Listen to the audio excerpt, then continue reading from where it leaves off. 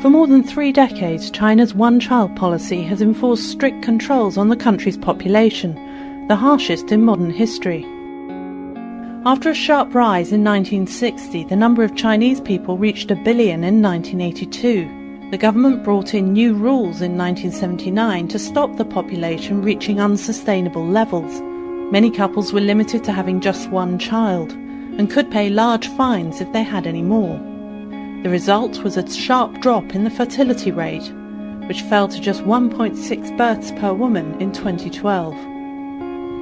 According to the government, that translates into a population that is 400 million smaller than it would have been.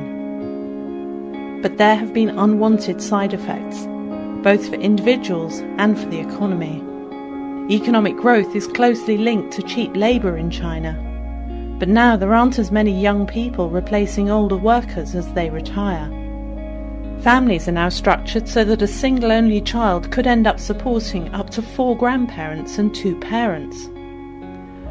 Many fear that an entire generation of only children has been spoiled after being showered with love and material gifts.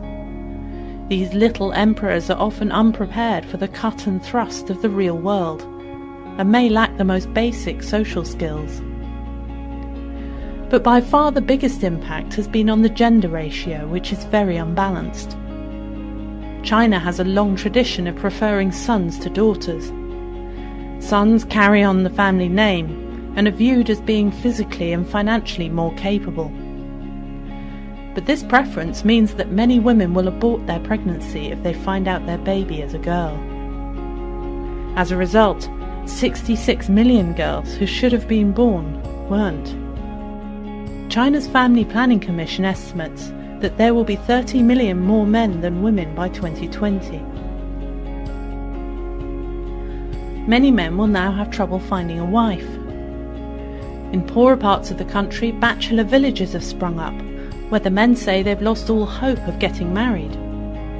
Recent reports suggest that as many as 21% of Chinese men will be bachelors when they reach 50. According to women's rights activist Reggie Littlejohn, young women are now being trafficked from nearby countries for forced marriage to Chinese men.